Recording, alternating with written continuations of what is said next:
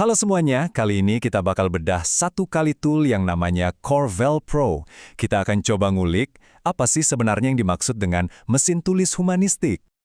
Oke, kita mulai dari sini deh. Pernah nggak sih ngerasa pusing dikejar deadline, bingung sama struktur tulisan yang rumit, atau dituntut harus selalu menghasilkan tulisan yang top? Kayaknya banyak yang ngangguk setuju ya. Nah, untuk menjawab tantangan tadi, muncullah generasi baru alat bantu penulisan. Dan yang kita lihat sekarang ini adalah tampilan antarmuka dari Corvel Pro, sebuah tool yang katanya sih menawarkan pendekatan yang benar-benar beda. Oke, kita masuk ke bagian pertama. Kita kenalan dulu sama Corvel Pro. Ini adalah tool buatan Edi Setiawan, dan posisinya itu lebih dari sekedar asisten nulis biasa loh. Kenapa gitu? Yuk kita lihat.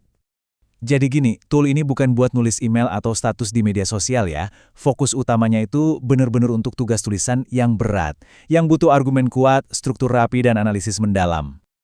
Selanjutnya, di bagian kedua, kita bahas mode penulisan khusus. Nah, disinilah letak kekuatan utamanya.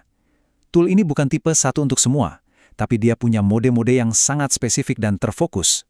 Lihat deh, di antarmukanya langsung kelihatan ada 3 pilihan utama. Aktifkan penulisan jurnal, penulisan proposal, sama penulisan penelitian.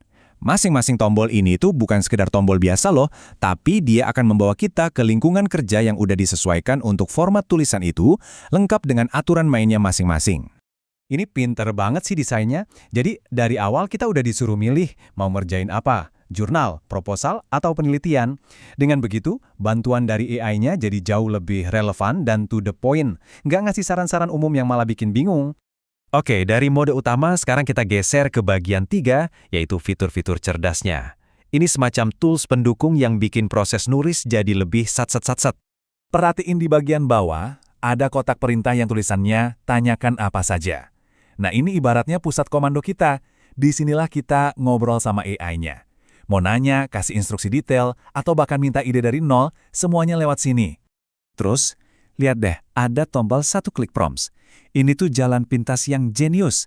Jadi, daripada kita capek-capek ngetik perintah yang panjang dan berulang, kita tinggal klik aja dari perintah yang udah disiapin. Tujuannya? Jelas, biar cepat dan efisien.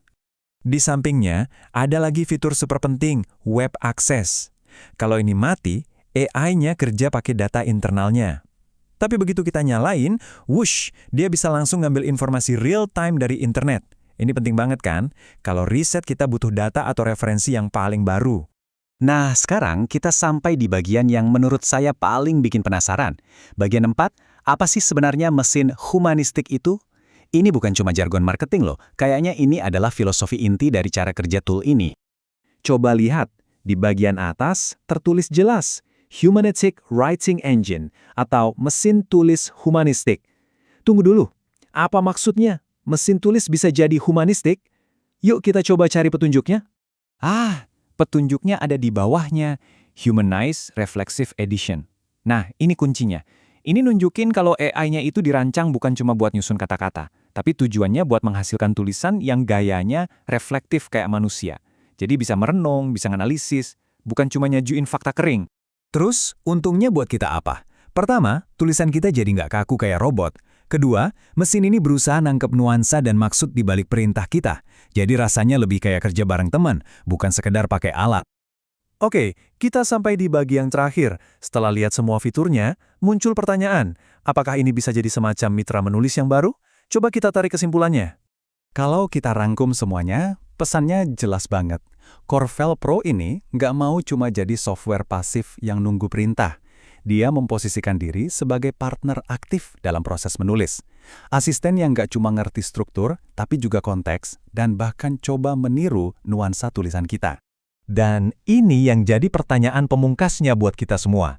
Mungkinkah tools kayak gini bisa mengubah cara kita bekerja dan berkarya, bukan sebagai pengganti ya, tapi sebagai mitra yang bisa memperkuat kemampuan kita?